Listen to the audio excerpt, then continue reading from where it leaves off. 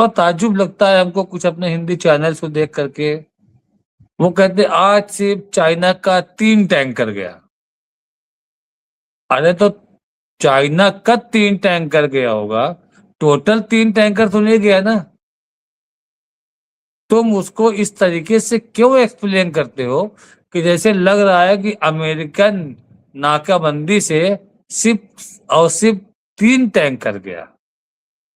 इस तरह से साबित किया जा रहा है और हम देख रहे हैं कि कितने टैंकर निकल जा रहे हैं, कोई नहीं रोक टोक।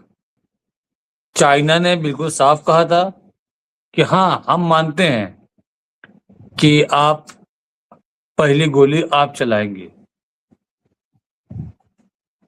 लेकिन आपको भी ये मानना पड़ेगा कि फिर आप दूसरी गोली चलाने लायक नहीं बचेंगे।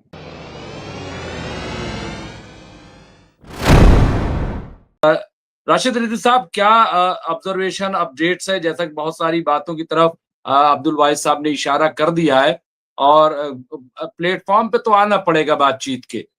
इतनी हिम्मत नहीं है, जितनी बड़ी बातें बूट्स ऑन ग्राउंड कर देंगे, घेर लेंगे या जो भी है।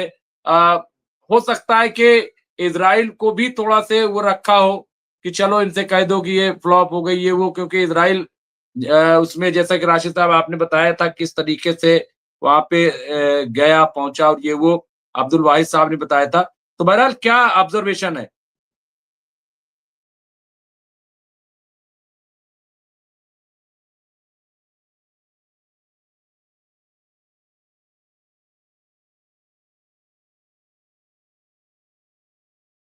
राशिद साहब अनम्यूट कर लीजिए, पहले अनम्यूट कर ले। राशिद साहब पहले अनम्यूट। जी, ये हम आपको दिखा रहे हैं और अपने साथियों को भी दिखा रहे हैं कि जो ये डिस्प्ले है ये हुर्मुज है। आप देखिए कितनी सारी नावें, कितनी सारी शिपिंग्स हैं हुर्मुज में, देख लीजिए, सब आ जा रही हैं। कोई अमेरिकन कंट्रोल नहीं है। चाइना ने बिल्कुल साफ कहा था कि हाँ, हम मानते हैं कि आप पहली गोली आप चलाएंगे, लेकिन आपको भी ये मानना पड़ेगा कि फिर आप दूसरी गोली चलाने लायक नहीं बचेंगे।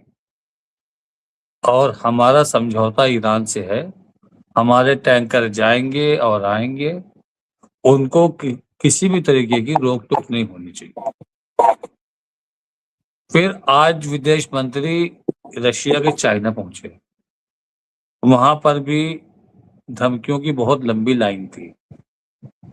वहां पर एक टेक्निकल इंस्टीट्यूट है, वहां के डायरेक्टर थे, उन्होंने भी डायरेक्ट अमेरिका को लाइन पे लिया, कहा कि हमारे पास 61 न्यूक्लियर तो मेरे पास भी है, लेकिन मेरे पास हाइड्रोजन बम है जो दुनिया में किसी के पास नहीं है। अब मेरी आईसीबीएम मिसाइलें पूरी दुनिया के किसी भी कोने में जा करके सक्सेसफुली टारगेट कर सकती हैं। न उनको रोका जा सकता है, न उनको डिस्ट्रॉय किया जा सकता है। तो चाइना को बहुत ही लाइटली समझने की कोशिश न की जाए, वरना 3 सितंबर को जो हमारे परेड होती है, एक बार हमारे हथियारों को भी देख लिया जाए। वहां पर आज स्पेन के भी प्राइम मिनिस्टर थे, अबू धाबी के भी शेख पहुंचे थे। तो डोनाल्ड ट्रंप का फौरन यू टर्न हुआ। वो ये देख रहे हैं कि ईरान के मसले पर चाइना और रशिया सिर्फ सांकेतिक बात नहीं कर रहे हैं, सिर्फ डायलॉग डिलीवरी नहीं कर रहे हैं, ये खुल के सामने आ रहे हैं। तो फिर उन्होंने पैतरा चेंज किया और कहा कि अगली मुलाकात फिर इस्लामाबाद में करना चाहे ईरान तो वहां भी हो सकती है, जिनेवा में करना चाहे वहां भी हो सकती है, या कोई भी प्लेस की चॉइस कर सकता है ईरान। अब ये बताइए इतना बड़ा रद्द-बदल कैसे आया? कल 7:30 बजे के बाद का अल्टीमेटम दिया गया और हम कल 7:30 बजे से ही ट्रैक कर रहे थे ये चीजें कि कितनी शिप निकलती हैं, कितनी शिप आती जाती हैं। इनकी भी एक एप्लीकेशंस होती हैं और उस एप्लीकेशन को हमने दो दो एप्लीकेशन डाउनलोड किया। दोनों में हर शिप की डिटेल आती है, वो कार्गो होगी, क्रूड ऑयल की होगी, जो भी होगी वो सब। देखिए, ये दूसरी एप्लीकेशन का लोकेशन है। शिप भरी पड़ी है, ऐसा नहीं है कि शिप रोकी जा रही है या पूरा खाली है, भरा पड़ा है शिप से। ओमान से भी तेल भर रहे हैं, अरब के दूसरे देशों से भी तेल भर रहे हैं टैंकर, बंदर अब्बास से भी ईरान के तेल भर रहे हैं और तेल भर के जा रहे हैं। बस थोड़ा ताज्जुब लगता है हमको कुछ अपने हिंदी चैनल्स को देख करके। वो कहते आज सिर्फ चाइना का 3 टैंकर गया। अरे तो चाइना का 3 टैंकर गया होगा, टोटल 3 टैंकर तो नहीं गया ना। तुम उसको इस तरीके से क्यों एक्सप्लेन करते हो कि जैसे लग रहा है कि अमेरिकन नाकाबंदी से सिर्फ 3 टैंकर गया, इस तरह से साबित किया जा रहा है। और हम देख रहे हैं कि कितने टैंकर निकल जा रहे हैं, कोई नहीं रोक टोक। हाँ, उन्होंने अपना वॉरशिप खड़ा किया है, उसमें कोई दो राय नहीं है, उसका काम है प्रेशर बनाना। उसने तो ला करके वो भी अपना खड़ा कर दिया था, अब्राहम लिंकन भी। तो इसका मतलब ये थोड़ी है कि फुट ऑन ग्राउंड कर दिया उसने। तो मुमताज भाई, आज दूसरी अपडेट आई है कि मेलोनी ने इजराइल के साथ अपने सारे सैन्य, सारे रक्षक, जितने भी ये उनके बीच में क्रॉसपॉन्डेंस होते थे, वो सबको उन्होंने स्टॉप कर दिया। कहा कि न तो कोई हथियार हम उनको देंगे, न उनसे लेंगे, यहाँ तक कि न इजराइल को हम किसी भी हथियार का पार्ट सप्लाई करेंगे। ये ऑफिशियली उन्होंने अनाउंसमेंट किया है। इससे पहले ये काम कर चुका था स्पेन, अब दूसरे नंबर पे आ गया है इसराइल। अब हमको ये भी लगता है कि और हफ्ता 10 दिन 15 दिन बीतेगा तो इसमें फ्रांस भी कूद सकता है इस चीज में। लेकिन अमेरिका के साथ इतनी अदावत कोई नहीं दिखा रहा है जितनी अदावत ये वेस्टर्न कंट्रीज दिखा रहे हैं इजराइल के साथ। हमारी नजर में तो अमेरिका इजराइल दोनों एक ही यूनिट हैं, उनको तो हम कभी अलग आंक ही नहीं सकते हैं। अगर किसी के यहाँ शादी हो और इनको कार्ड भेजना हो तो अमेरिका को विद फैमिली आप लिख के भेज दिए तो इजराइल अपने आप आ जाएगा। हमको नहीं लगता है कि अमेरिका इजराइल को छोड़ेगा। मैं एक सेकंड के लिए रोकूंगा राजेश साहब, ये बहुत इंपॉर्टेंट है, चूंकि मैं बता दूं नाजरीन जो है वो देख भी रहे होंगे, लेकिन फिर भी मैं ये बता दूं आईआरजीसी के जो तर्जुमान है, स्पोक पर्सन है, उनकी तरफ से बयान आया है, उन्होंने तस्वीर जारी की है और कहा है कि अमेरिका से कहा है कि अपने ये पायलट ले जाओ, ये पायलट ले जाओ और बिना किसी हीला हवाले के 10,000 फिलिस्तीनी कैदियों को फौरन रिहा किया कर दो, फौरन रिहा कर दिया जाए। अब ये देखिए, जो लोग ये मैं बीच में देख रहा था कि साहब फिलिस्तीन कोई जिक्र नहीं है, जबकि मैं बार बार कह रहा था कि रीजनल वार रोकने की हो रही है और उसमें बहुत सारी कंडीशंस हैं कि जिसकी वजह से बेंजामिन नेतन्याहू परेशान है। अब ये आप देखिए कि ये जो कंडीशन रखी है कि 10,000 फिलिस्तीनी कैदियों को रिहा किया जाए, और मैं समझता हूं कि वहां 10-11 ही हजार फिलिस्तीनी कैदी इस वक्त है और भी कुछ रिहा भी किए गए थे बीच में। तो मैं समझता हूं कि ये बहुत ही बड़ी डेवलपमेंट है, ये जो आईआरजीसी की तरफ से आई है और ये जो बयान है। जी राज साहब कंप्लीट कर लें, फिर मैं फिरोज साहब।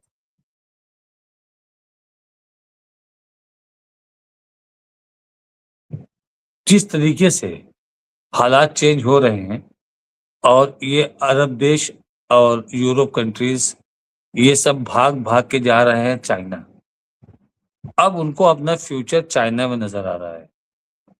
ऐसा नहीं है कि वो अमेरिका को छोड़ना चाह रहे थे।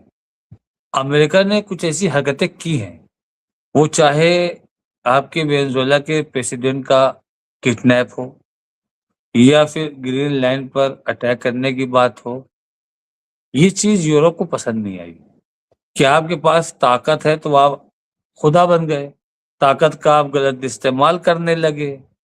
तो यूरोप कंट्रीज के ऊपर इन्होंने टैरिफ भी लगाए, और सबसे बड़ी चीज, इनके जो अध्यक्ष होते थे, प्रेसिडेंट या प्राइम मिनिस्टर, उनको ये जलील भी करते थे डोनाल्ड ट्रंप। भरी महफिल में सारे प्रेस रिपोर्टर हैं उनके सामने, अजीब अजीब बातें करते थे उन लोगों को लेकर, चाहे स्टॉमर रहे हों, चाहे आपके ये फ्रांस वाले थे, या आपके जर्मनी के चांसलर थे। वो छोड़ा किसी को नहीं उन्होंने, उन्होंने सबको जलील किया। तो लोगों में लगा कि या तो ये आदमी पागल है या ये आदमी जरूरत से ज्यादा घमंडी है। तो अब उनके साथ बैठना भी उन लोग को पसंद नहीं है। लेकिन अब जो सिनेरियो बनाया है आपके चाइना और रशिया ने, चाइना ने कहा है कि उसको भी अपनी चीजों का अधिकार है। और रही बात इन्वेस्टमेंट की, यूरेनियम की, तो वो तो चाइना अपने पास भी लेके रख सकता है, वो कोई बड़ी बात नहीं, वो कोई इशू नहीं है। विदेश मंत्री आपके रशिया के, उन्होंने आज कहा कि जब अब बात की बात क्यों हो रही है, जब डोनाल्ड ट्रंप का ट्वीट आया, कहा बार बार बात की बात क्यों हो रही है, जब बात जून में हो रही थी तभी उस बात को कंप्लीट हो लेने दिया जाता, तो आज ये नौबत नहीं आती। 26 उसके बाद भी 26 तारीख को बात हुई, उसके बाद आपने 28 को अटैक कर दिया। अब बात फाइनल स्टेज पे आ गई थी, सामने वाला 20% तक आ गया था कि हम इसको डायलूशन 20% कर लेंगे, उसके बाद भी आपने अटैक कर दिया।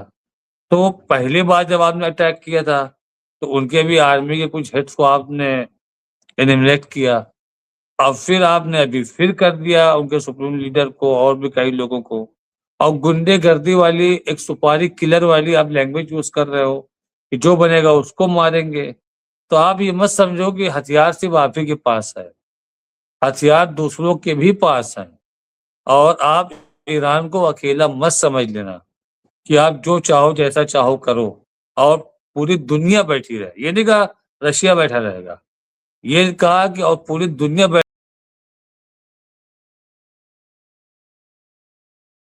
जो प्रेशर पड़ रहा है वो एक अलग चीज है, वो दिखाने वाली चीज है कि प्रेशर पड़ रहा है।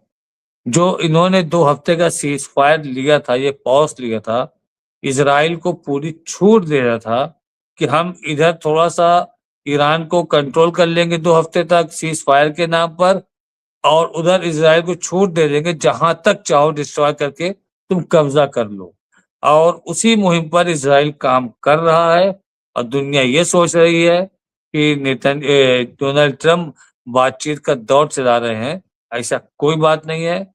आपका अलमायदीन में एक रिपोर्ट आई है और हमको ये ताज्जुब है कि अलमायदीन की रिपोर्ट को अभी तक दुनिया के किसी भी अखबार ने, किसी भी पोर्टल ने उठाया नहीं। अब बहुत शायद हमको लगता है कि आप भी सुनेंगे, आपको भी ताज्जुब होगा।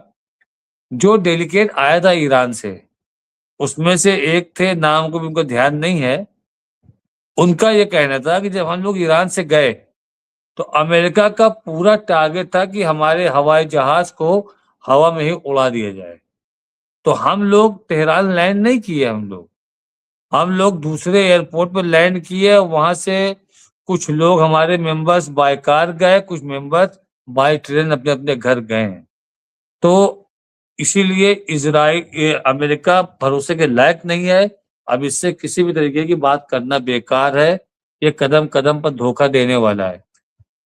भाई ये एक अलग चीज है, ये आपको डायलॉग बहुत दिन से चल रहा है कि अमेरिका धोखेबाज है, भरोसे के लायक नहीं है।